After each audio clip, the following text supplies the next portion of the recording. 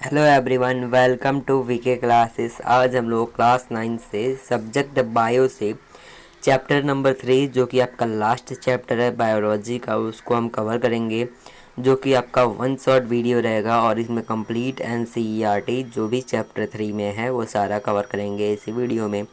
तो आप इस वीडियो को अपने दोस्तों के पास ज़रूर शेयर कीजिएगा, और अगर आप इस चैनल पर नए हैं तो आप इस चैनल को सब्सक्राइब ज़रूर कीजिएगा, क्योंकि आगे आने वाले सारे वीडियोज़ की नोटिफिकेशन आपके पास जाती रहे।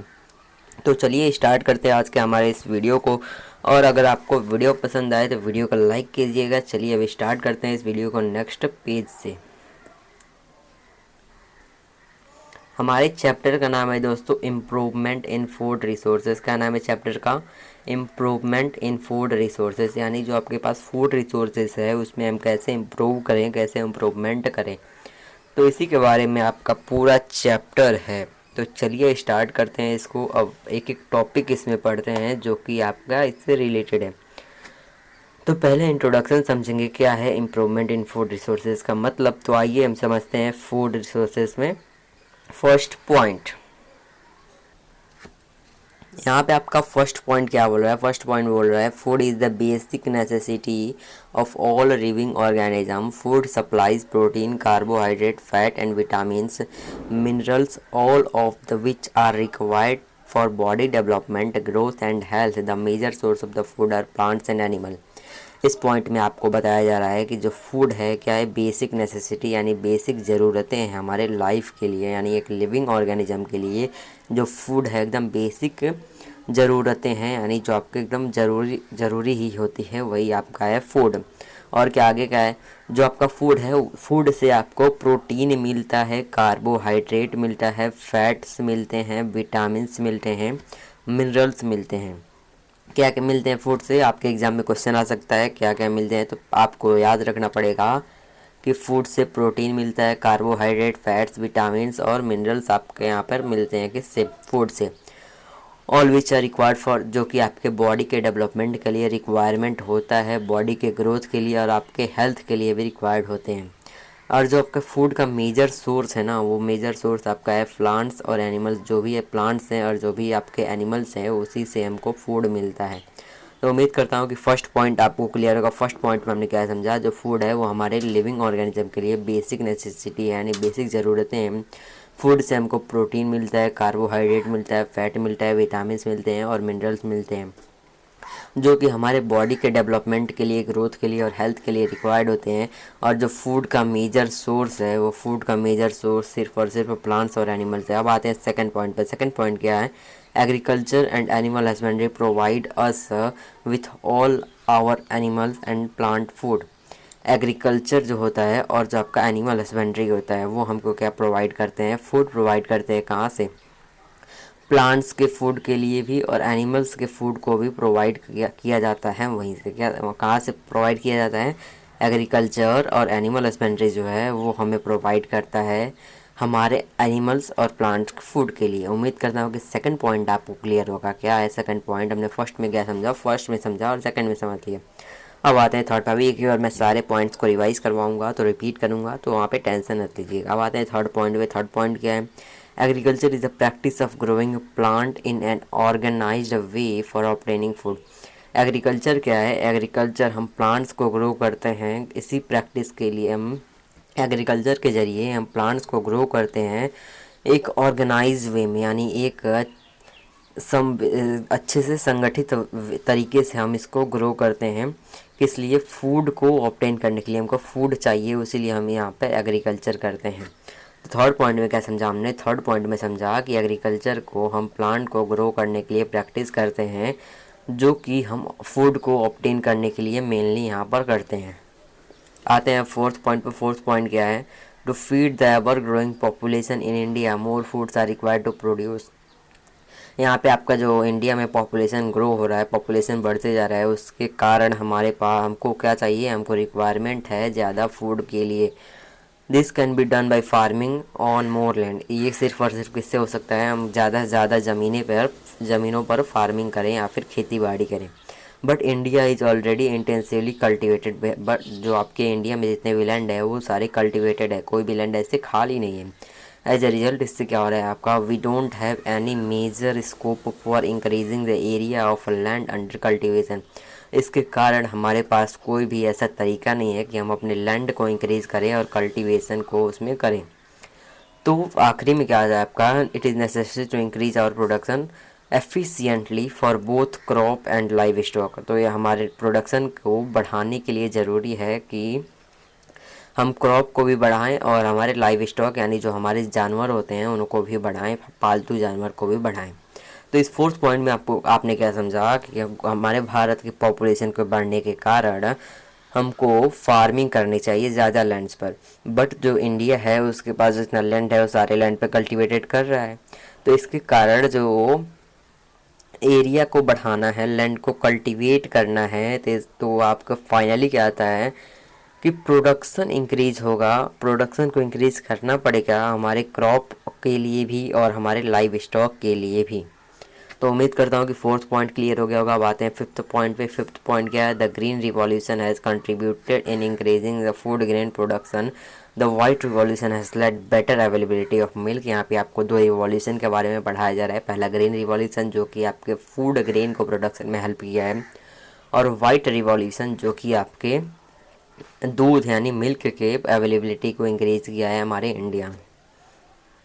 तो अब आइए इनको हम एक बार समराइज़ करते हैं कि हमने यहाँ पर क्या समझा इम्प्रूवमेंट इन फूड रिसोर्सेस में। तो पहले हमने समझा कि जो फूड है वो बेसिक नेसेसिटी है सारे लिविंग ऑर्गेनिज्म के लिए। फूड हमें प्रोटीन देता है, कार्बोहाइड्रेट देता है, फैट देता है, विटामिन देता है, मिनरल्स देता है। ये सब हमारे बॉडी के ग्रोथ के लिए, डेवलपमेंट के लिए और हेल्थ के लिए ज़रूरी होता है। मेजर सोर्स है हमारे फूड का प्लांट और एनिमल। एग्रीकल्चर और एनिमल हस्बेंड्री हमको एनिमल्स और प्लांट के फूड को प्रोवाइड करते हैं। एग्रीकल्चर प्रैक्टिस किया जाता है एक ऑर्गेनाइज वे में हमको फूड को ऑब्टेन करने के लिए। एग्रीकल्चर हम प्रैक्टिस करते हैं कि हमको फूड मिल सके।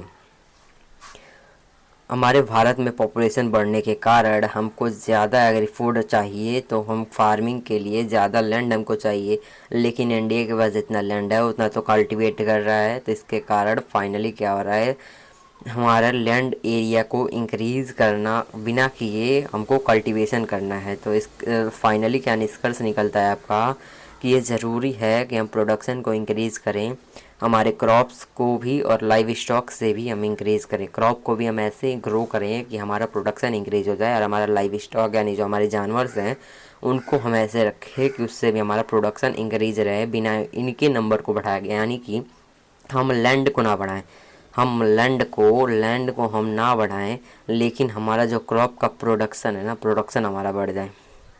और ऐसे हमारा जो लाइव स्टॉक है, इस लाइव स्टॉक को हम ना बढ़ाएं, लेकिन हमारा जो मिल्क प्रोडक्शन यानी जो एनिमल हस्बेंड्री से प्रोडक्शन आ रहा है वो हमारा इंक्रीज़ हो जाए।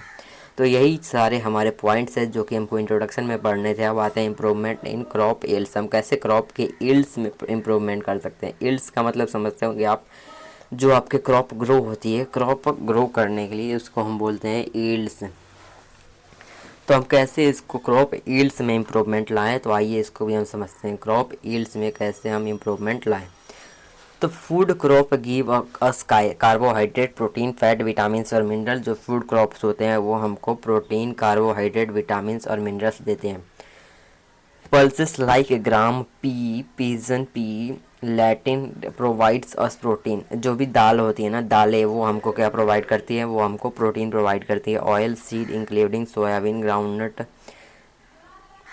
Sesame, castor, mustard, linseed and sunflower provide us necessary fats. हमको फैट्स कौन प्रोवाइड करता है, फैट्स हमको यहाँ पे जो यहाँ पर लिखा गया है वो सब हमको फैट प्रोवाइड करते हैं। क्या है, सोयाबीन, ग्राउंड नट और एटसेट्रा, आपके बहुत सारे हैं। जितने भी ऑयल सीड होते हैं, मेनली आपको लर्न करना है कि ऑयल सीड जो होते हैं वो हमको फैट्स प्रोवाइड करते हैं। जो पल्सेस होते हैं वो हमको प्रोटीन प्रोवाइड करते हैं। जो आपके वेजिटेबल स्पाइसेस यानी जो भी वेजिटेबल्स हैं, मसाले हैं, फ्रूट्स हैं, वो हमको विटामिन्स और मिनरल्स प्रोवाइड करते हैं। क्या करते हैं, विटामिन्स और मिनरल्स हमको वेजिटेबल स्पाइसेस फ्रूट्स से हमको विटामिन्स और मिनरल्स मिल रहे हैं in addition to small amount of protein. और वो हमको थोड़ा थोड़ा प्रोटीन, कार्बोहाइड्रेट और फैट्स भी उन्हीं से मिल जाता है। किससे, वेजिटेबल, मसाले और यहाँ पे क्या है, फ्रूट्स से हमको मिलता है। अब आते हैं fodder crop. Fodder crop like berseem and oats are raised as food for the livestock. Livestock यानी जो हमारे जानवर होते हैं उनके लिए हमको फोडर क्रॉप को ग्रो करना पड़ता है, जैसे कि एग्जांपल आपका हो जाएगा बरसीम, ओट्स, से सारे आपके एग्जांपल हो जाएंगे फोडर क्रॉप के। The optimum requirement of temperature, water, sunlight and other condition varies for different crop for growth and completion of their life cycle। हमको टेम्परेचर, वाटर, सनलाइट और भी ज़्यादा कंडीशंस चाहिए हमको अलग अलग क्रॉप को ग्रो करने के लिए और उनके लाइफ साइकिल को कंप्लीट करने के लिए हमको ये सब रिक्वायरमेंट होगी, क्या टेम्परेचर, वाटर, सनलाइट और अदर सारे conditions. Activities like crop variety improvement, crop production improvement and crop protection management help to increase the crop yield। हमने कुछ एक्टिविटीज़ की है जैसे कि crop variety improvement, crop production improvement और क्रॉप प्रोटेक्शन मैनेजमेंट है, जो कि हमारे क्रॉप के यील्ड्स को इंक्रीज़ करने में हेल्प किया है। तो आइए इसको हम समराइज़ करते हैं, इम्प्रूवमेंट इन क्रॉप यील्ड्स कैसे करें। जो भी फूड क्रॉप होते हैं वो हमको कार्बोहाइड्रेट, प्रोटीन, फैट, विटामिन और मिनरल देते हैं। पल्सेस यानी जो भी दाल होते हैं वो हमको प्रोटीन्स देते हैं। जो भी ऑयल सीड्स होते हैं वो हमको क्या देते हैं, फैट्स देते हैं। जो भी वेजिटेबल, स्पाइसेस और फ्रूट्स होते हैं वो हमको विटामिन, मिनरल और कुछ अमाउंट में आपको प्रोटीन, कार्बोहाइड्रेट और फैट्स भी देते हैं। जो भी फूडर क्रॉप होते हैं वो हमारे लाइव स्टॉक के लिए बरसीम या फिर फोडर देते हैं, यानी उनके लिए जो फूड होता है वो देते हैं। और क्या होता है, हमारे क्रॉप को ग्रो करने के लिए कुछ कंडीशन चाहिए जैसे कि टेम्परेचर, वाटर, सनलाइट और सारे कंडीशन, जो कि अलग अलग क्रॉप को ग्रो करने के लिए अलग अलग कंडीशन चाहिए उनके ग्रोथ के लिए और उनके लाइफ साइकिल को कंप्लीट करने के लिए सारे कंडीशन हमको रिक्वायर्ड है।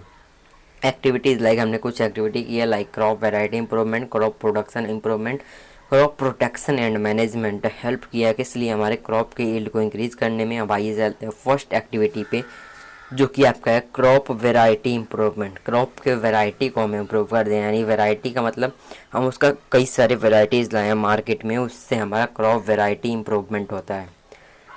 तो आइए इसको हम समझते हैं कि क्रॉप वैरायटी इंप्रूवमेंट कैसे होगा। क्रॉप वैरायटी इंप्रूवमेंट का मेन एम क्या है। The main aim of the practice is to find variety of the crop which can withstand different environmental condition like high soil salinity, water availability and can give a good yield। इसमें पहला point क्या बोल रहा है, इसका जो main M है, हमको क्रॉप वैरायटी इंप्रूवमेंट करने का मेन एम क्या है कि हम प्रैक्टिस कर पाएँ, कई सारे क्रॉप्स के वैरायटी को हम फाइंड कर पाएँ और अलग अलग इन्वायरमेंट के कंडीशन में हमारे क्रॉप रह पाएँ, जैसे कि सॉइल, यानी जो सॉइल सैलिनिटी होता है, यानी जो सॉइल आपका खारा हो जाता है, नमकीन हो जाता है, और जो आपको पानी का कमी होता है या फिर जो पानी अवेलेबल होता है या फिर नहीं होता है हमारे क्रॉप के यील्ड्स को बढ़ाने के लिए, उसलिए हमको क्रॉप वैरायटी इंप्रूवमेंट नीड्स है। कि समझा पहले पॉइंट में क्रॉप वैरायटी इंप्रूवमेंट का मेन एम है कि हमको क्रॉप की वैरायटी को इंक्रीज़ करना है, क्रॉप की वैरायटी को फाइंड करना है। क्यों हम फाइंड करेंगे, इसलिए क्योंकि हमारे जो क्रॉप्स हैं वो अलग अलग इन्वायरमेंट के कंडीशन में रह पाएँ, जैसे कि सॉइल अगर खारा हो, वाटर अगर हो या फिर ना हो, उसमें भी आपका क्रॉप रह पाए, अच्छे से यील्ड दे पाए, प्रोडक्शन दे पाए, इसलिए हमको यहाँ पर क्रॉप वैरायटी इंप्रूवमेंट चाहिए।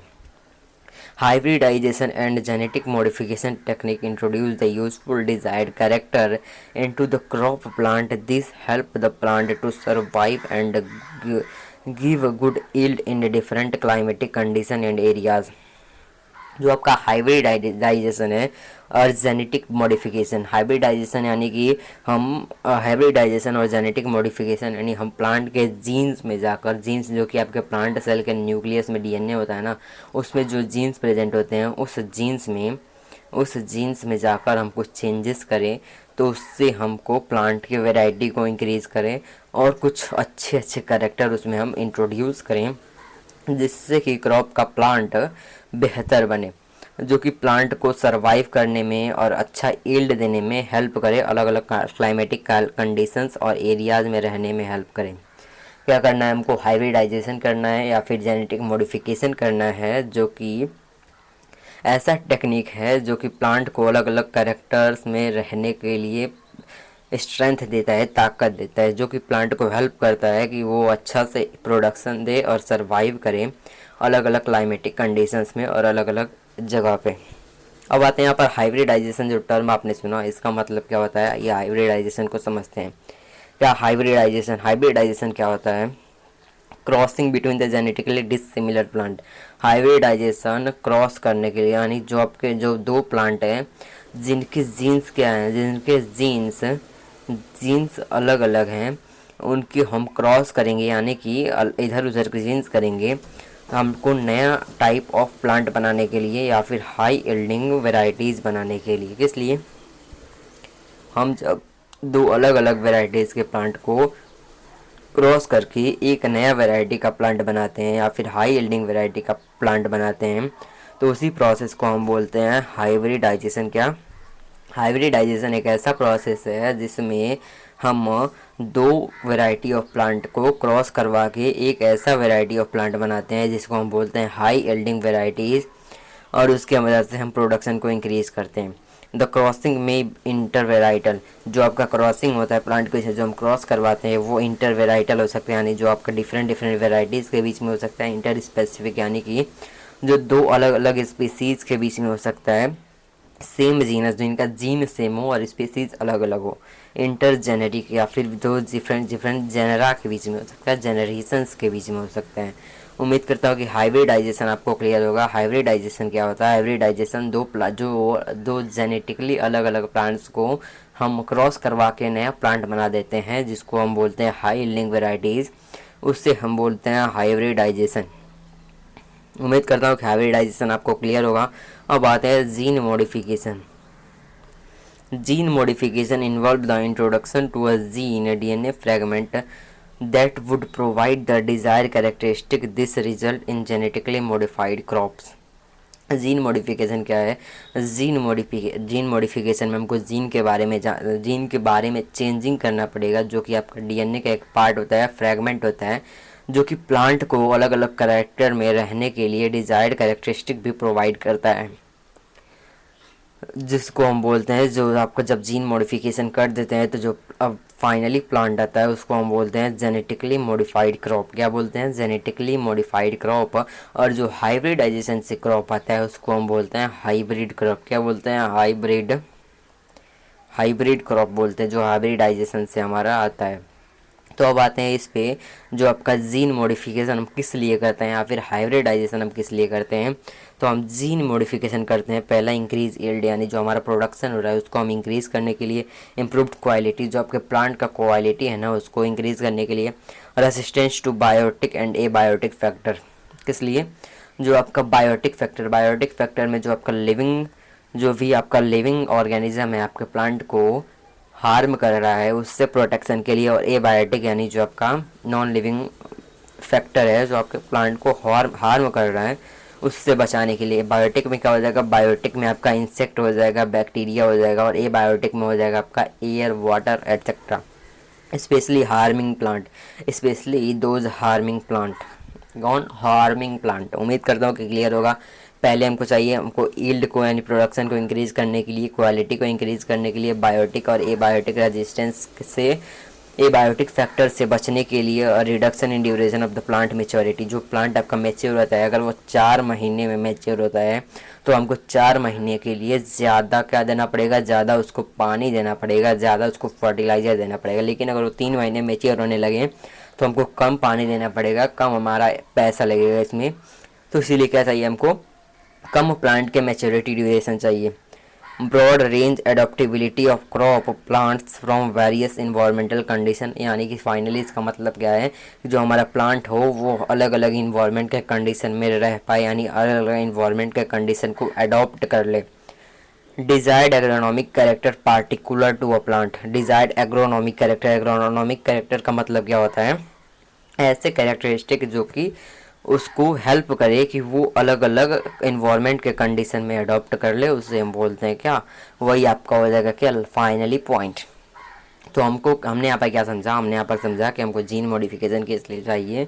तो ये सारे पॉइंट्स से जिनके लिए हमको जीन मॉडिफिकेशन करना इंपॉर्टेंट है। तो यहाँ पे हमने क्रॉप वैरायटी इंप्रूवमेंट पढ़ लिया। तो आइए एक बार इतना रिवाइज करते हैं। क्रॉप वैरायटी इंप्रूवमेंट क्या होता है? इसका मेन एम है कि क्रॉप की वैरायटी को चेंज किया जाए, क्योंकि वो डिफरेंट इन्वायरमेंट के कंडीशन में रह पाए, जैसे कि यहाँ पर कंडीशन दिया गया है। हाइब्रिडाइजेशन और जेनेटिक मॉडिफिकेशन, हमने दो टेक्निक पढ़ा जो कि प्लांट को हेल्प करता है अलग अलग सर्वाइव करने के लिए डिफरेंट क्लाइमेटिक कंडीशन में। हाइब्रिडाइजेशन का मतलब समझा और यहाँ पर जीन मॉडिफिकेशन का मतलब समझा, उसका इंपॉर्टेंस यहाँ पर समझ लें कि हमको ये दोनों इंपॉर्टेंट चाहिए।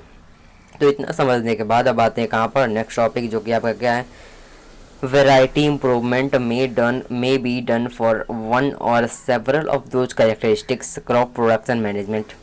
वैरायटी इम्प्रूवमेंट जो हमने किया उसके बाद भी हमको कुछ और करते हैं जो कि हमारा क्या है, क्रॉप प्रोडक्शन मैनेजमेंट है। तो आइए अब समझते हैं कि क्रॉप प्रोडक्शन मैनेजमेंट क्या होता है। अगर आपको क्रॉप वैरायटी इम्प्रूवमेंट समझ आ गया होगा, यानी कि सिंपल से इसमें क्या है कि हम वैरायटी को चेंज करते हैं, उसी को हम बोलेंगे क्रॉप वैरायटी इम्प्रूवमेंट। हाइब्रिडाइजेशन मैंने आपको समझा ही दिया था, यहाँ पर जीन मॉडिफिकेशन आपको समझा ही दिया। अब आ जाते हैं क्रॉप प्रोडक्शन मैनेजमेंट। तो क्रॉप प्रोडक्शन मैनेजमेंट भी बहुत इंपॉर्टेंट टॉपिक है। The production of the crop can be improved by practicing different cropping pattern, by adding nutrients and manure required to the growth, and by proper irrigation of crop। यहाँ पे क्या है, production of crop, जो आपके crop product produce हो रहा है ना, उसमें हम इम्प्रूवमेंट करें, यानी कि हम क्रॉपिंग पैटर्न को बदलें, हम न्यूट्रिएंट्स और मैन्योर को ऐड करें, और हमारे जो प्लांट का ग्रोथ हो रहा है उसको हम प्रॉपर इरिगेशन दें हमारे क्रॉप के लिए। यानी कि क्रॉप प्रोडक्शन मैनेजमेंट में आपको क्या पढ़ना है कि हमको क्या इंप्रूव करना है, हमको क्रॉपिंग पैटर्न इंप्रूव करना है, हमको न्यूट्रिएंट्स देना है, मैन्योर देना है, फर्टिलाइज़र देना है, और इरिगेशन भी प्रोवाइड करना है। इसमें हमको सिंपली याद रखना है क्या, क्रॉप प्रोडक्शन मैनेजमेंट में आपको पढ़ना है क्रॉपिंग पैटर्न के बारे में, हमको न्यूट्रिएंट्स और मैन्योर के बारे में पढ़ना है, और हमको पढ़ना है इरिगेशन सिस्टम के बारे में। तो आइए अब क्रॉपिंग पैटर्न से स्टार्ट करते हैं। क्रॉपिंग पैटर्न क्या होता है, high yield form can be obtained by undertaking scientific management practices like mixed farming, intercropping and crop rotation. इसमें क्या है दोस्तों, इसका मतलब क्या है, high yield from the farm, जो आपका फील्ड है या फिर जो आपका खेत है, एग्रीकल्चरल फील्ड है, उससे हमको हाई यील्ड यानी ज़्यादा प्रोडक्शन चाहिए। Undertaking specific management practices like mixed farming, intercropping और क्रॉप रोटेशन। हमको हमारे फार्म से ज़्यादा क्या चाहिए, प्रोडक्शन चाहिए। कैसे हम प्रोडक्शन लेंगे, साइंटिफिक मैनेजमेंट की तरह से हम प्रोडक्शन लेंगे, जैसे कि हम मिक्स फार्मिंग करेंगे, इंटरक्रॉपिंग करेंगे और क्रॉप को रोटेट करेंगे, यानी क्रॉप रोटेशन करेंगे। किस लिए हम करेंगे, अपने यील्ड को बढ़ाने के लिए, अपने प्रोडक्शन को बढ़ाने के लिए हमारे खेतों में। यानी कि पहला पॉइंट क्या बोल रहा है, हमको हाई यील्ड क्रॉप को ग्रो करने के लिए हमारे खेतों में हमको साइंटिफिक मैनेजमेंट करना चाहिए, जो कि है आपका मिक्स्ड फार्मिंग, इंटरक्रॉपिंग और क्रॉप रोटेशन। तो मिक्स फार्मिंग क्या होता है, तो मिक्स क्रॉपिंग क्या होता है, इसका समझिए। यहाँ से आपका मिक्स क्रॉपिंग का डेफिनेशन स्टार्ट हो रहा है। Two or more crop are grown together in the same field. अगर दो से ज़्यादा क्रॉप को हम एक ही फील्ड में ग्रो कर दें तो उसे हम बोलते हैं मिक्स्ड क्रॉपिंग। दो से ज़्यादा क्रॉप को, एग्जांपल क्या हो जाएगा, अगर हम गेहूँ यानी वीट के साथ अगर हम ग्राम यानी चना को ग्रो कर दें, या फिर ग्राउंड नट के साथ सनफ्लावर को ग्रो कर दें, तो this reduce risk of the give insurance against the failure one of the crop. ये हमारे रिस्क को हटा देता है कि अगर एक क्रॉप फेल हो जाएगा तो दूसरा क्रॉप आपका बचा रहेगा, इस रिस्क को हटा देता है। तो मिक्स क्रॉपिंग में क्या था, हम दो या दो से ज़्यादा क्रॉप को ग्रो करते हैं एक ही फील्ड में, जैसे कि हम एग्जांपल में यहाँ पर आपके सामने गिवन है। ये किस लिए करते हैं, इसका एडवांटेज आएगा तो एडवांटेज में लिखेंगे कि अगर एक क्रॉप फेल हो जाएगा तो एक क्रॉप हमारा रहेगा, इस रिस्क को हटा देता है ये क्रॉपिंग पैटर्न में आपका मिक्स क्रॉपिंग। तो अब आते हैं इंटरक्रॉपिंग क्या होता है। Intercropping, two or more crop grow different nutritional requirement are grown in different rows on the same farm and definite row pattern, so we utilize maximum nutrients and prevent spread of disease and pest, for example soybean plus मीज, बाजरा plus cowpea. यहाँ पे इस intercropping का मतलब क्या है, दो या दो से ज़्यादा प्लांट को जो कि अलग अलग न्यूट्रिशनल रिक्वायरमेंट, जिनका न्यूट्रिशन का रिक्वायरमेंट अलग अलग है, उनको हम ग्रो करें अलग अलग रोज़ में। यानी कि हम ऐसे रोज़ बना दें, इसमें एक क्रॉप ग्रो होगा, इसमें एक क्रॉप ग्रो होगा, अलग अलग क्रॉप ग्रो होगा in the same farm at a definite row pattern. एक ही फील्ड रहेगा, आपका खेत क्या रहेगा, खेत एक ही रहेगा, लेकिन उनका जो यहाँ पर जो इनका साइज़ है ना वो एक डेफिनेट होना चाहिए। यानी कि 1:2, 1:1, 1:2 और 1:3 में ऐसे ग्रो करना है। So the practice utilise maximum nutrient, इससे जो आपका न्यूट्रिएंट्स होता है ना वो ज़्यादा से ज़्यादा खपत होती है उसकी, जो कि हम बचाता है किससे, डिसीज से बचाता है प्लांट्स को। जो डिसीज हो जाता है ना उससे बचाता है, पेस्ट से बचा देता है, यानी जो बीमारियां होती है प्लांट्स की उससे बचा देता है। ये जैसे कि हम सोयाबीन को मेज के साथ यानी बाजरा के साथ, अगर बाजरा के साथ हम काउपी को ग्रो कर दें, या फिर सोयाबीन को हम मक्का के साथ अगर ग्रो कर दें, तो ये आपके एग्जाम्पल्स हैं। तो हमने यहाँ पर क्रॉपिंग पैटर्न में क्या समझा दोस्तों, क्रॉपिंग पैटर्न हम इसलिए कर रहे हैं क्योंकि हम अपने यील्ड को बढ़ा सकें और साइंटिफिक मैनेजमेंट कर सकें, जैसे कि मिक्स क्रॉपिंग और इंटर क्रॉपिंग करें। तो मिक्स क्रॉपिंग क्या होता है, दो या दो से ज़्यादा क्रॉप को अगर हम एक ही फील्ड में ग्रो कर रहे हैं तो इसे हम बोलते हैं मिक्स क्रॉप। देखिए एक बात है, मिक्स क्रॉपिंग में कोई भी रोज नहीं होता, यानी डेफिनेट जगह नहीं होता कि इधर आपका एक प्लांट है, सब मिक्स रह जाता है। इसमें एग्जांपल आपने देखा, और इसका एडवांटेज क्या है कि रिस्क कम हो जाता है फेलियर का एक क्रॉप का।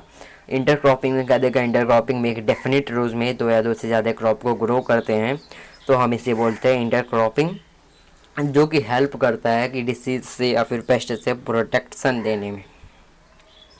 और क्या हो जाएगा इन क्रॉप रोटेशन। अब फाइनली आ रहा है क्रॉप रोटेशन। अब क्रॉप रोटेशन क्या होता है, different crops conditions, different crop combination are grown on a same field in a pre-planned succession so as to get maximum returns। Crop rotation का मतलब क्या हो जाएगा, अलग अलग क्रॉप को हम एक ही फील्ड में ग्रो करें, लेकिन कुछ समय बाद अगर पहली क्रॉप आपकी कंप्लीट हो गई तो उसके बाद दूसरी क्रॉप हम प्लांट करें, पहले से ये प्लानिंग आपकी है कि क्या दूसरी क्रॉप होगी, फिर तीसरी क्रॉप ग्रो करें, सब प्लांट है, सारे प्लांट वे है, उससे हम क्या करते हैं यहाँ पर क्रॉप रोटेशन करते हैं। उम्मीद कर रहा हूँ कि समझ में आ गया होगा आपका क्रॉप रोटेशन क्या होता है। हम अलग अलग प्लांट को ग्रो करें, लेकिन वो पहले से प्लांट होना चाहिए। तो हमने यहाँ पर पहला समझ लिया क्रॉप प्रोडक्शन मैनेजमेंट में, पहला समझ लिया क्रॉपिंग पैटर्न। अब आते हैं दूसरा न्यूट्रिएंट्स और मैन्योर पे।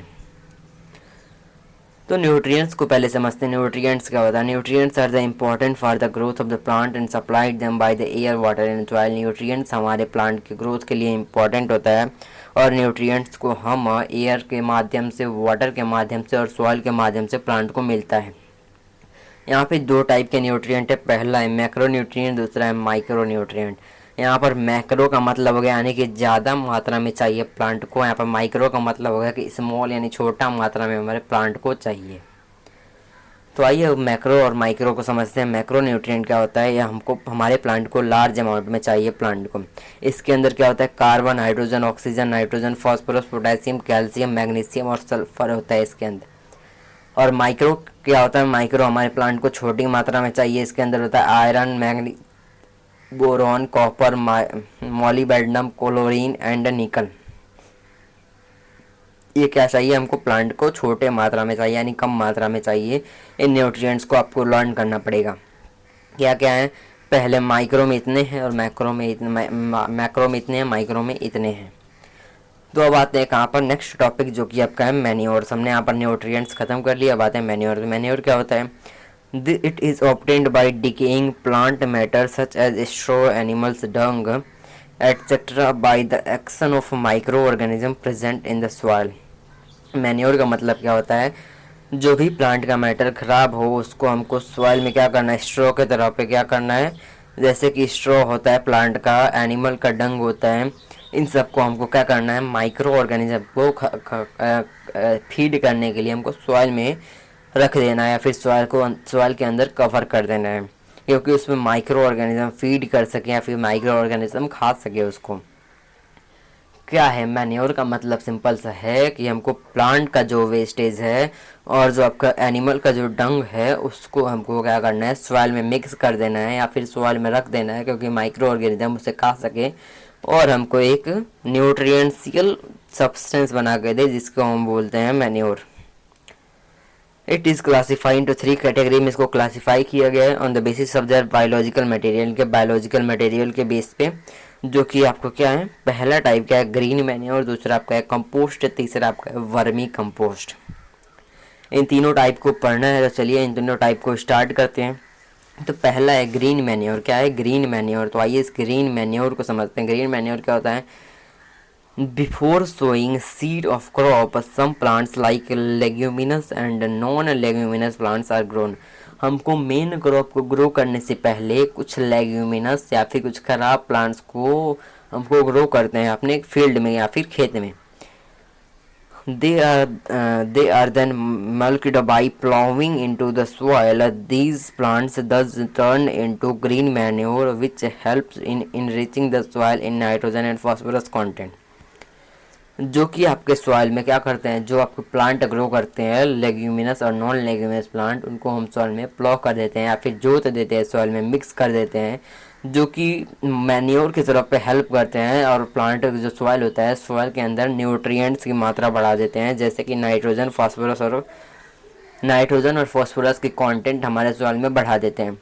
फॉर एग्जांपल अगर कोई आपका क्रॉप है, आप ग्रो करने जा रहे हैं और वो नाइट्रोजन ज़्यादा लेता है, तो आप उस क्रॉप को ग्रो कीजिए जो नाइट्रोजन कम लेता है और नाइट्रोजन को सॉइल में क्या कर देगा, इंक्रीज कर देगा। और जब आप उस मेन क्रॉप को ग्रो करेंगे तो आपको कोई भी कमी नहीं होगी, आपको बाहर से एक्स्ट्रा फर्टिलाइज़र डालने की ज़रूरत नहीं पड़ेगी।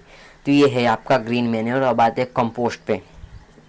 कंपोस्ट क्या होता है, इसके अंदर क्या होता है, वेस्टेज होता है लाइव स्टॉक या फिर जो आपके जानवर होते हैं उनके एक्सक्रीटा या फिर जो आप क्या करते हैं वो बाहर निकालते हैं, वो इंक्लूड होते हैं इसमें, जैसे कि लेफ़्ट ओवर वेजिटेबल, जो सब्जियां ख़राब हो गई हैं उनको, और डोमेस्टिक वेस्ट जो आपके घरेलू वेस्टेज हैं उनको यूज़ करते हैं, और सीवेज वेस्ट जो भी आपके नली नाले से जो भी वेस्ट आता है उसको यूज़ कर लेते हैं, स्टॉक को भी यूज़ करते हैं, और एडिकेटेड वीड्स जो आपके खेत में क्या उग जाते हैं वीड्स या फिर अनवांटेड प्लांट, उसको भी यूज़ कर लेते हैं।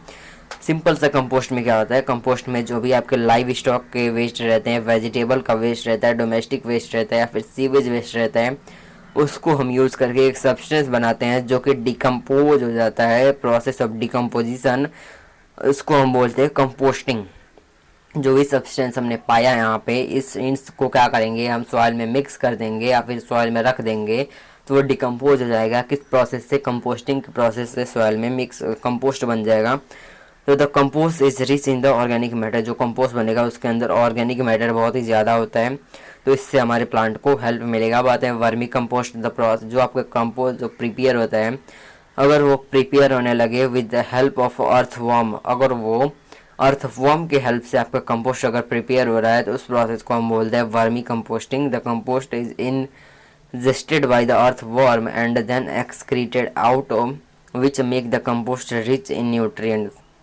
जो कंपोस्ट होता है वो अर्थवर्म खा लेते हैं और जब वो एक्सक्रीट करते हैं तो वो हमारे सॉइल को रिच बना देता है कंपोस्ट न्यूट्रिएंट से। तो यही आपका हेल्प करता है। इसको हम बोलते हैं क्या, वर्मी कंपोस्ट, इसको बोलते हैं कंपोस्ट, इसको बोलते हैं ग्रीन मैन्योर। तो अब आते हैं नेक्स्ट टॉपिक, या फिर क्या है आपका एडवांटेजेस और डिसएडवांटेजेस ऑफ मैन्योर। का एडवांटेज क्या है और मैन्योर का डिसएडवांटेज क्या है, उसको आइए समझते हैं। तो मैन्योर का एडवांटेज आपका सिंपल सा क्या है, it help in enriching the soil with nutrients, soil को न्यूट्रिएंट्स से भरने में या फिर रिच करने में हेल्प करता है आपका मैन्योर। मैन्योर के अंदर ह्यूमस प्रेजेंट होता है जो कि सॉइल के टेक्सचर को रिस्टोर कर देता है, water retention of the water को, क्योंकि सॉइल आपका ज़्यादा वाटर होल्ड कर सके तो ये सॉइल का वाटर होल्डिंग कैपेसिटी को रिटर्न कर देता है आपका क्या, मैन्योर या फिर ह्यूमस बोल सकते हैं। जो आपका मैन्योर होता है वो इको फ्रेंडली होता है या फिर इन्वायरमेंट से फ्रेंडली होता है आपका क्या, मैन्योर। अब आता है डिसएडवांटेजेस पे आते हैं, क्या क्या डिसएडवांटेज है। The count of nutrients present in manure is less, which is not sufficient to fulfill the requirement of the crop. जो भी न्यूट्रिएंट होता है, न्यूट्रिएंट का अमाउंट होता है हमारे मैन्योर में वो कम होता है, जो कि हमारे क्रॉप्स की न्यूट्रिएंट्स कैपेसिटी को फुलफिल नहीं कर पाता है। देयर स्टोरेज, जो इनका स्टोरेज होता है, ट्रांसपोर्टेशन होता है वो कन्वीनियंट होता है, क्योंकि ये बहुत ही ज़्यादा मात्रा में होते हैं, क्या आपके मैन्योर्स कुछ ज़्यादा ही बड़े मात्रा में होते हैं, जिसको हम ट्रांसपोर्टेशन करना मुश्किल हो जाता है, स्टोरेज करना मुश्किल हो जाता है। तो इसीलिए यही कुछ आपके डिसएडवांटेजेस है और यही कुछ आपके एडवांटेजेस। एडवांटेजेस क्या हैं, सॉइल के न्यूट्रिएंट्स को हेल्प करता है इनरिच करने में। तो आप यहाँ पर रीड कर सकते हैं। अब आते हैं फर्टिलाइजर्स पे, क्या इस पे आते हैं दोस्तों, फर्टिलाइजर्स पे आते हैं। फर्टिलाइजर्स क्या होता है, फर्टिलाइजर्स एक ऐसा केमिकल सब्सटेंस होता है जो कि सॉल्ट और अदर ऑर्गेनिक कंपाउंड कंटेन करता है, जो कि प्लांट की ग्रोथ के लिए नेसेसरी होता है। It is a chemical substance which consist the salt and other organic compound necessary for the plant growth. Fertilisers एक ऐसा केमिकल होता है जो कि सॉल्ट को और भी ज़्यादा ऑर्गेनिक कंपाउंड को कंटेन करता है, जो कि प्लांट के ग्रोथ के लिए नेसेसरी होता है। बात है इसके एडवांटेजेस पे कि फर्टिलाइजर्स का क्या एडवांटेज है। फर्टिलाइजर्स का एडवांटेज सिंपल सा क्या है, plant absorb them as they water soluble and nutrient specific. जो आपके फर्टिलाइजर्स होते हैं ना, उनको प्लांट्स बहुत ही जल्दी एब्जॉर्ब कर लेते हैं क्योंकि ये वाटर में सॉल्युबल होते हैं। Its transportation and storage is easy as it is required in small quantity. जो आपका फर्टिलाइजर्स होते हैं ना, इनके ट्रांसपोर्टेशन या फिर स्टोरेज बहुत ही ईजी होता है क्योंकि इनको प्लांट क्या चाहिए, स्मॉल क्वांटिटी में प्लांट को रिक्वायरमेंट होती है इनकी। अब आते हैं इनके डिसएडवांटेजेस पे। तो डिसएडवांटेजेस क्या हैं, it can lead to the soil and water pollution through rain, it seep deep into the soil. यहाँ पे क्या डिसएडवांटेज है, पहला पॉइंट, ये वाटर पॉल्यूशन कॉज करते हैं। कैसे, जब आपकी बारिश होगी तो जो आपके फर्टिलाइजर्स होंगे सॉइल पे, वो सॉइल के अंदर जाके अंडरग्राउंड वाटर में मिक्स हो जाएंगी, तो ऐसे आपके क्या करेगा, वाटर पॉल्यूशन करेगा। Long term use fertiliser can reduce the fertility of the soil by changing its texture. अगर हम लंबे समय तक फर्टिलाइजर को यूज़ करें तो वो सॉइल के फर्टिलिटी को लूज कर देगा, उसके टेक्सचर को चेंज करके। तो यही कुछ एडवांटेज थे और डिसएडवांटेज थे फर्टिलाइजर्स के। तो अब आते हैं नेक्स्ट तरीका जो कि आपका है इरिगेशन। अब आते हैं इरिगेशन क्या होता है। तो इरिगेशन एक ऐसा प्रोसेस होता है जो कि वाटर को सप्लाई करने में हेल्प करता है क्रॉप प्लांट्स तक। डिफरेंट तरीके होते हैं इरिगेशन सिस्टम को देने के, यहाँ पर आपको डिफरेंट तरीका दिख रहे होंगे। इरिगेशन क्या होता है, कोई पूछे इरिगेशन क्या होता है। इरिगेशन एक ऐसा तरीका होता है जो कि प्लांट को वाटर सप्लाई करने में हेल्प करता है। और इरिगेशन सप्लाई करने में आपके पास बहुत ही ज़्यादा अलग अलग सिस्टम्स हैं। तो आइए उन्हीं सिस्टम को एक कर पढ़ते हैं, समझते हैं। तो पहला सिस्टम आपके पास है वेल्स, यानी कि कुआं। पहला सिस्टम क्या है आपके पास, वेल्स।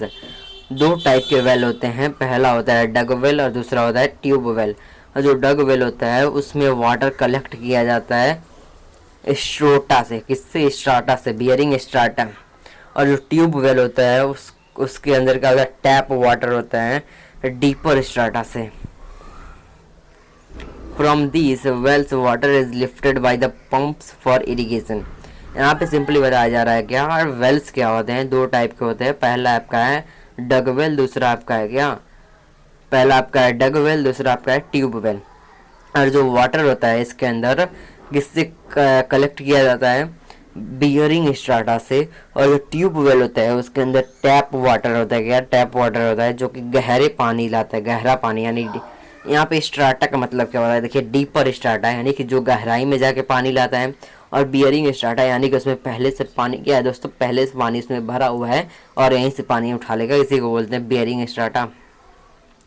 और जो ये वेल्स होते हैं ना, इनको पंप से हम क्या करते हैं, जो आपका यहाँ पर ट्यूब वेल होता है इसको हम पंप से, जो डीप में पानी होता है उसको हम खींच लेते हैं इरिगेशन करने के लिए। तो हमने यहाँ पे क्या समझा, वेल्स क्या होते हैं, दो टाइप के वेल होते हैं। पहला आपका है ट्यूब वेल, दूसरा आपका है डग वेल। ट्यूब वेल क्या होता है, ट्यूब वेल को हम पंप के माध्यम से अपने खेतों में डालते हैं, इरिगेट करते हैं। और डग वेल को हम किससे, बियरिंग स्ट्राटा से करते हैं, यानी कि जो आपके ऊपर पानी होता है उसको हम अपने फील्ड्स में यूज़ कर लेते हैं। अब आता है नेक्स्ट क्या है, कैनाल्स। कैनाल्स क्या होता है, this is usually an elaborate and extensive irrigation system. In this system canals receive water from one or more reservoirs or from river.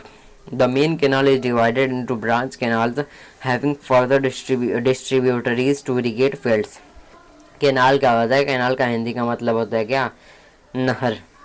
ये हमको इलेबरेट और एक्सटेंसिव फॉर्म है इरिगेशन सिस्टम का। कौन सा, इलेबरेट यानी जो और फैला हुआ फॉर्म है, यानी कि बहुत ही ज़्यादा इलाकों में पाया जाता है ये आपका सिस्टम कैनाल्स का।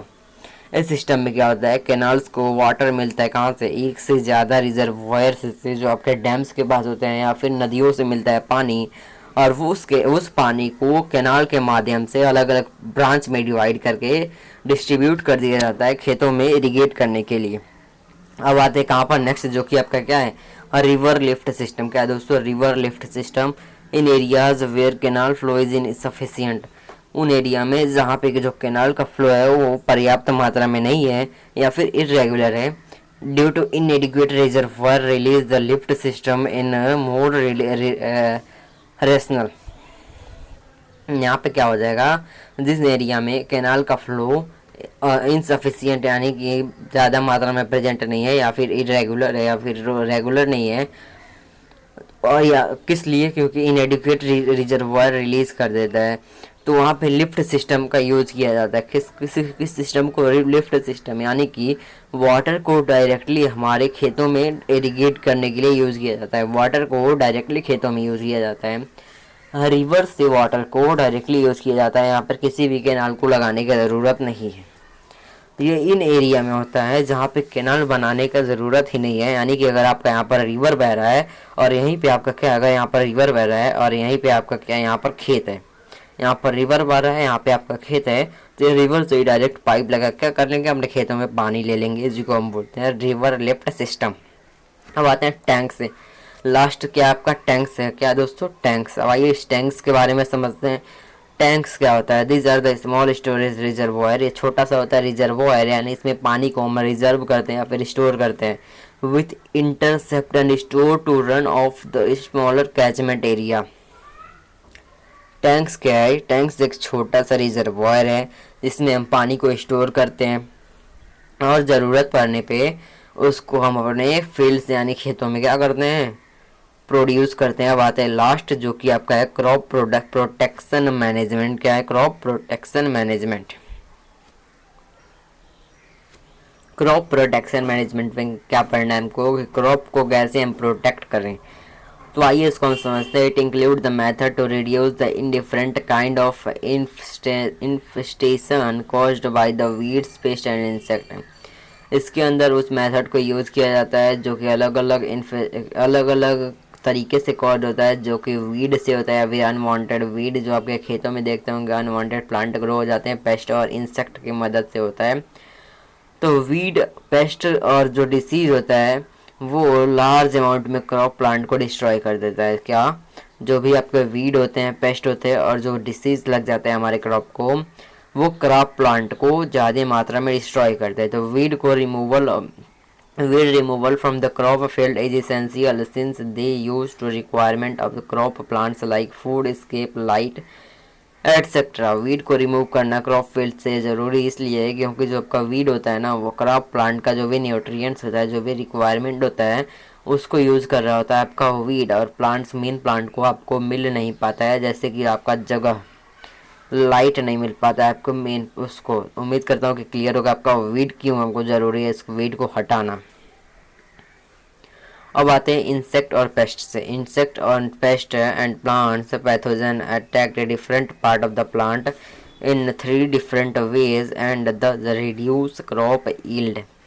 जो आपके इंसेक्ट और पेस्ट होते हैं, प्लांट के पैथोजन्स होते हैं, अटैक कर देते हैं अलग अलग पार्ट्स ऑफ प्लांट में, प्लांट के अलग अलग पार्ट्स में अटैक कर देते हैं। 3 अलग अलग इसके तरीके हैं कि हम क्रॉप के यील्ड को रिड्यूस करें। पहला तरीका क्या है, they cut off root system and leaf. हम रूट को, स्टेम को और लीफ को कट कर दें। क्या कर दें, कट कर दें। जहाँ जहाँ आपका इंसेक्ट लगा हुआ है वहाँ वहाँ कट कर दें। और दे suck the SAP from various part of the plant. ये जो आपका सेल के जो सेल सैप होता है ना, अलग अलग प्लांट से क्या करते हैं, सक करते हैं या फिर खींच लेते हैं अपने अंदर।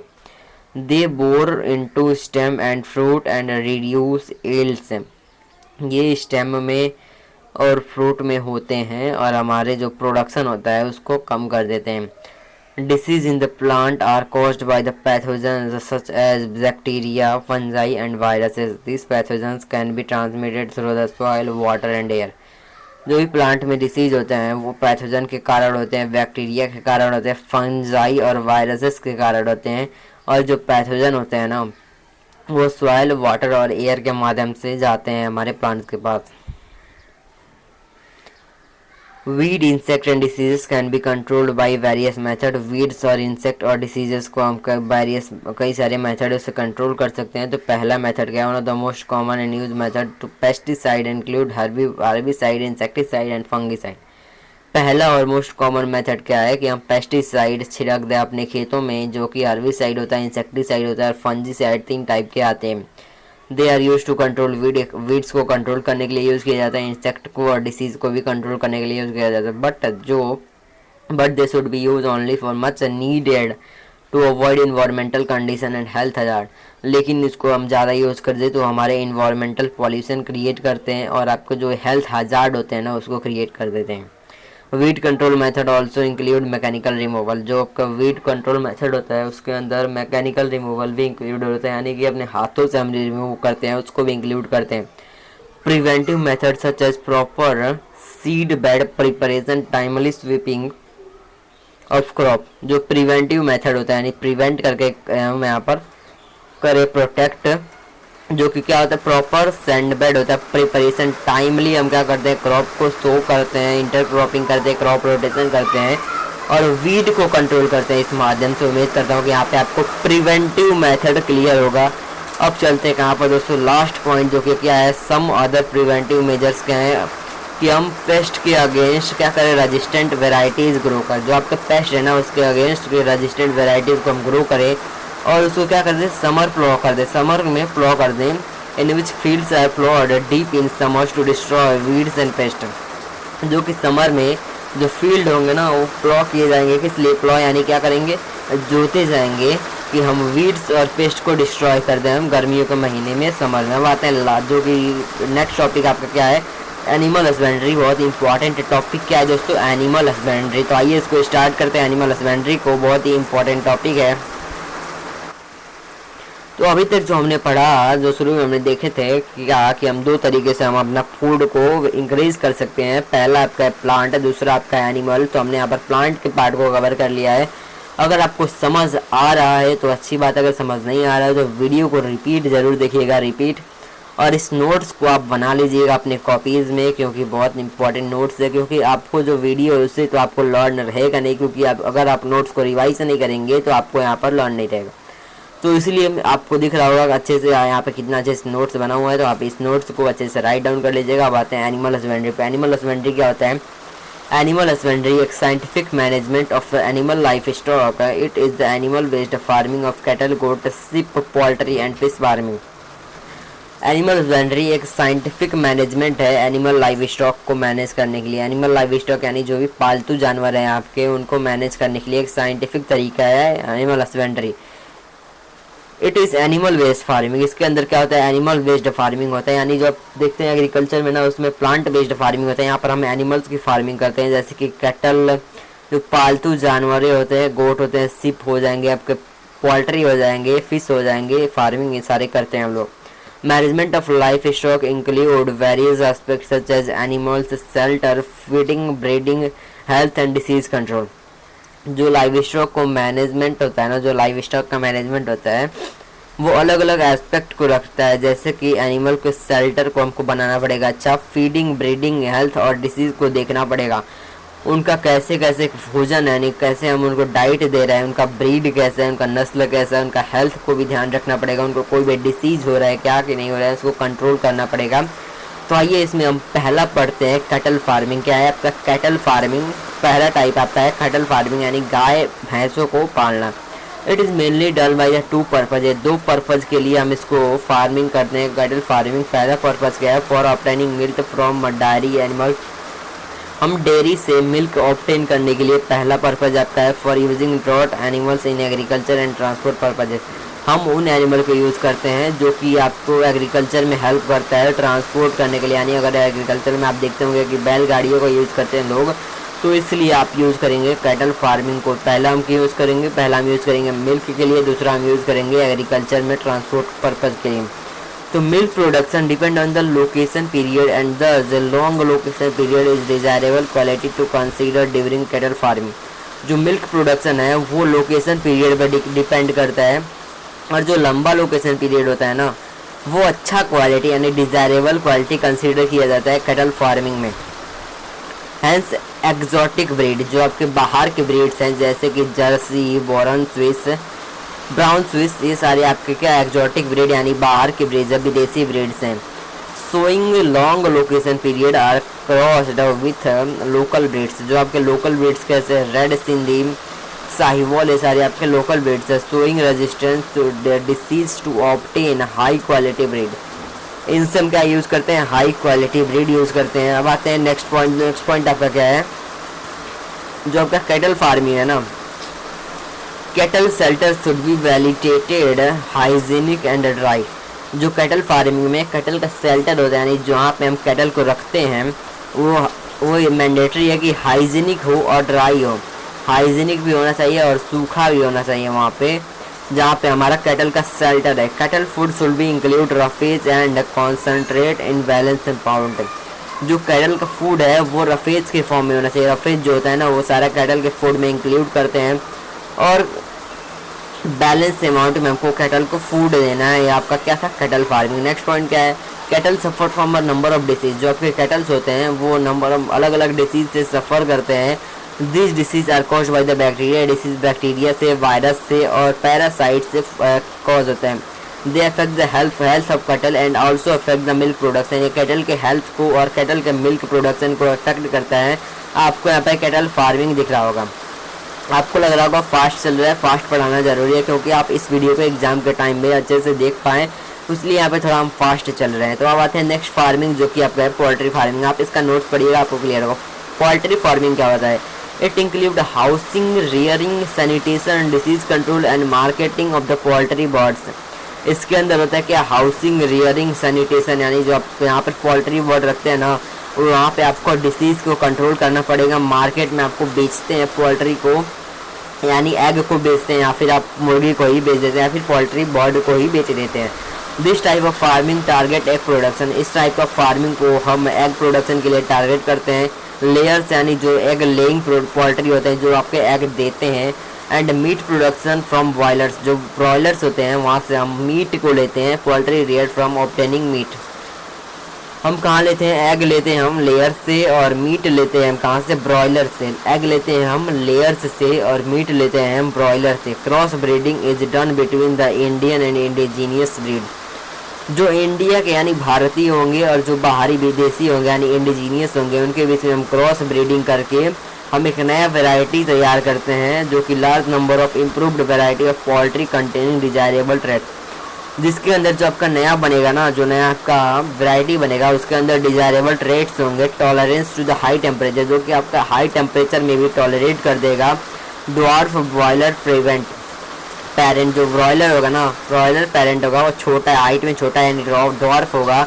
और low maintenance requirement and reduction in size of the layer. Layer के साइज में कमी हो, रिडक्शन होगा और मेंटेनेंस कम लगे, ऐसा होगा आपका क्या इसमें।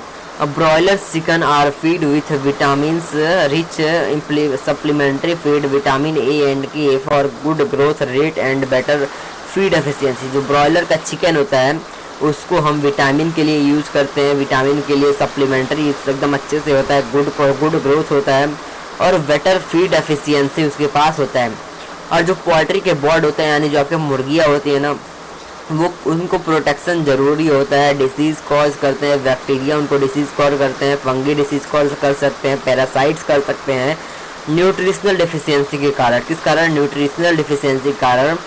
सो उनके लिए हमको प्रॉपर ट्रीटमेंट और सैनिटेशन और वैक्सीनाइजेशन कराना चाहिए, यानी उनको हमको प्रॉपर हमेशा देखभाल करना चाहिए उनको, और सैनिटेशन का उनको ध्यान देना चाहिए और वैक्सीन उनको बराबर लगवाना चाहिए। तो अब आते हैं कहाँ पर, नेक्स्ट जो कि आपका है फिश प्रोडक्शन, यानी फिश प्रोडक्शन। नेक्स्ट आपका है फिश प्रोडक्शन को भी समझ लेते हैं क्या। It refer to the capturing and culturing of the fish as a source of edible animal proteins for the cheap source of animal protein. ये कैप्चरिंग और कल्चरिंग, यानी जब हम फिश को पकड़ते हैं या फिर फिश का हम कल्चर करते हैं, यानी फिश को अगर हम पालते हैं या फिर पकड़ते हैं, edible source of animal protein, animals को प्रोटीन देने के लिए बहुत ही बेहतरीन सोर्स है। ये क्या है, सस्ता भी है, सस्ता सोर्स है, प्रोटीन का सस्ता सोर्स है। दो वे है हम फिश को ऑब्टेन करने के लिए, पहला क्या है नेचुरल रिसोर्सेज और दूसरा आपका है capture fish. The other way of the fish farming was called culture fishery, और एक और जो आपका क्या है उसको हम बोलते हैं culture fishery. The fish culture can be done either in marine और इन फ्रेश वाटर इकोसिस्टम। हम फिश कल्चर को मैरीन यानी पानियों में और फ्रेश वाटर इकोसिस्टम में भी कंडक्ट कर सकते हैं। और दो टाइप के फिशरी होते हैं, पहला आपका है मरीन फिशरी। मरीन फिशरी क्या है, they are caught using modern as well as traditional method. हम मरीन फिशरीज़ को मॉडर्न और ट्रेडिशनल मेथड को यूज़ करके पालते हैं। Traditional method include the use of net and gears. Traditional method यानी जो आपके पुराने मेथड्स हैं उसके अंदर हम नेट का यूज़ करते हैं, गियर्स का यूज़ करते हैं। जो मॉडर्न मेथड है उसके अंदर हम सैटेलाइट्स का यूज़ करते हैं फिर उसका लोकेशन देखने के लिए। इसके अंदर क्या होता है, sardines, mackerel, hilsa, tuna, pomfret, mussel से सारे आपके क्या वेराइटीज़ ऑफ क्या है, इनके एग्जांपल्स हैं मरीन फिशरीज़ के। अब आते हैं इनलैंड फिशरी। दूसरा क्या है, दूसरा आपका है inland fisheries. When fishing is done in fresh water bodies like lakes, pond, river and tanks, it is called fisheries. Common varieties cultivated are rohu, catla, grass carp और कॉमन सॉर्प एटसेट्रा। क्या होता है इनलैंड में, क्या होता है इनलैंड में, inland fishery जो होता है उसके अंदर हम फ्रेश वाटर का यूज़ करते हैं, जैसे कि हमारा लेक्स का हो जाएगा, पॉन्ड का हो जाएगा, रिवर का हो गया, टैंक्स का हो गया। उनको हम क्या बोलते हैं, फिशरीज बोलते हैं। कॉमन वेराइटीज़ क्या होते हैं, कॉमन वेराइटीज़ आपके पास है जैसे कि रोहू हो जाएगा, कटला हो जाएगा, ग्रास सर्प और बहुत सारे आपके पास यहाँ पर कॉमन वेराइटीज़ हैं। तो यहाँ पे आप देख सकते हैं बहुत सारी कॉमन वेराइटीज़ आपके पास यहाँ पर अवेलेबल है। अब आते हैं कहाँ पर, कंपोजिट कल्चर पे। यहाँ पे दोस्तों कंपोजिट कल्चर नेक्स्ट टॉपिक आपका क्या है, नेक्स्ट टॉपिक आपका यहाँ पर है कंपोजिट कल्चर क्या होता है। तो उम्मीद करता हूँ कि आपको यहाँ तक समझ आ रहा होगा। अगर स्पीड फास्ट है तो आप इसको स्पीड स्लो करके 0.5x पे करके देखिएगा तो आपको अच्छे से समझ आएगा। अब आते हैं कहाँ पर दोस्तों, कंपोजिट कल्चर पे। Intensive fish farming can be done in composite fish culture. जो इंटेंसिव फिश का फार्मिंग है उसको हम कंपोजिट फिश कल्चर के फॉर्म में हम क्या करते हैं, कंडक्ट करते हैं।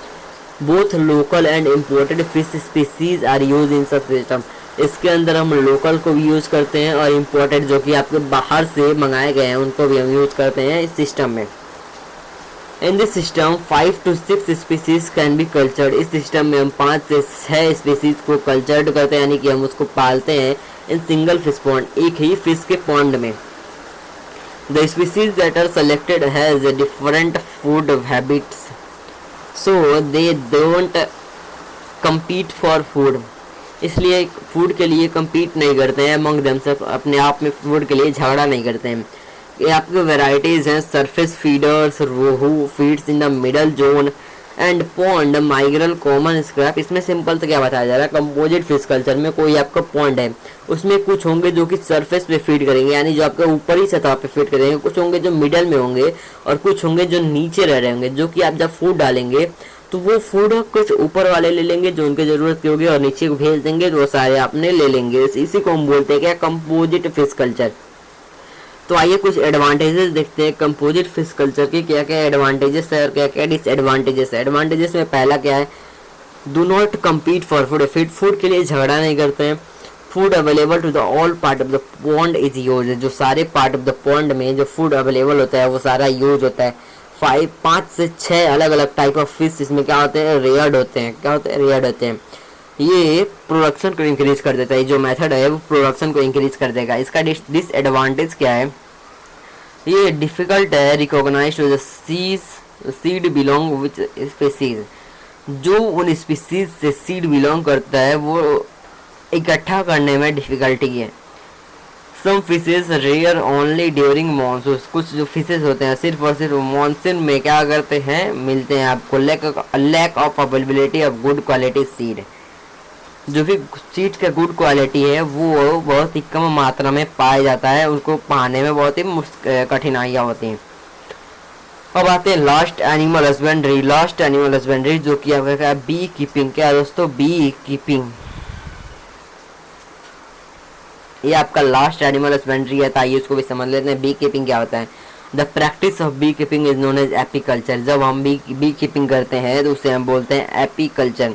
It is low investment activity which involve rearing, care and management of honey bee for obtaining Honey, wax etcetera. जब हम बी कीपिंग करते हैं तो उस प्रोसेस को हम बोलते हैं एपीकल्चर। इसके अंदर हम कम खर्चा करते हैं और दो केयर, हनी बी का केयर और मैनेजमेंट ज़्यादा हम देखते हैं। किस लिए, हम हनी के लिए और वैक्स के लिए, हम दो काम के लिए हम यहाँ पर एपीकल्चर करते हैं। कॉमर्शियल हनी प्रोडक्शन एपीरीज में किया जाता है और बी फार्म इस्टेब्लिश किया जाता है। इसके लिए क्या किया जाता है, एपीरीज और बी फार्म को इस्टेब्लिश किया जाता है कमर्शियल हनी प्रोडक्शन करने के लिए। इंडिजीनियस यानी जो देसी यानी इंडिया की जो होंगी उसको क्या है, पहला आपका है apis कोरेना, apis Kairana indica, Indian बीज है। क्या है दोस्तों, इंडियन बीज है। एपीस दोस्ता ये कुछ आपके इंडियन ब्रीड्स हैं। नाम देखिए, कुछ अच्छे अच्छे नाम है, आप यहाँ पर देख सकते हैं कुछ इंडियन ब्रीड्स के नाम यहाँ पर दिए गए हैं सेकंड पॉइंट में। थर्ड पॉइंट आते हैं the availability of sufficient amount of pasteurisation as well as type of flowers available to the bees and nectar and pollen collection determine the quality of taste of the honey। जो sufficient amount of पॉस्चरेज है, क्या है, जो भी आपके honey bee खाते हैं, honey bee का जो फूड है जैसे कि फ्लावर से जो रस निकालते हैं वो सफिशियंट अमाउंट में क्या है प्रेजेंट है, जो कि बहुत इजीली हनी का टेस्ट डिपेंड करता है किस पे, उन जो पोलन ग्रेन्स लाते हैं, जो भी पोलन लाते हैं हनी बी, उस पर डिपेंड करता है आपका क्या, हनी का क्वालिटी डिपेंड करता है कि हनी का टेस्ट कैसा है, वो आपका डिपेंड करता है। तो उम्मीद करता हूँ कि यहाँ पे आपका बी कीपिंग होता है ख़त्म और वी कीपिंग आपको समझ आ गया होगा। थोड़ा सा मैंने यहाँ पर फास्ट चला है क्योंकि रीजन आप जानते होंगे, क्योंकि आप इसको एग्ज़ाम के टाइम पे अच्छे से इस लेक्चर को कवर कर पाएँ एग्ज़ाम के टाइम पे, तो इसीलिए थोड़ा सा यहाँ पर फास्ट चलना पड़ा है। उम्मीद कर रहा हूँ कि आपको समझ आ गया होगा, अगर नहीं आया तो रिपीट कर लीजिएगा क्योंकि सारे लेक्चर से कुछ फास्ट था, तो अच्छे से इसको समझ लीजिएगा। चलिए मिलते हैं नेक्स्ट वीडियो में, और अगर पसंद आया हो तो लाइक कर दीजिएगा और शेयर कर दीजिएगा दोस्तों के पास। तो चलिए मिलेंगे नेक्स्ट वीडियो में, तब तक के लिए थैंक यू और मिलते हैं नेक्स्ट वीडियो में।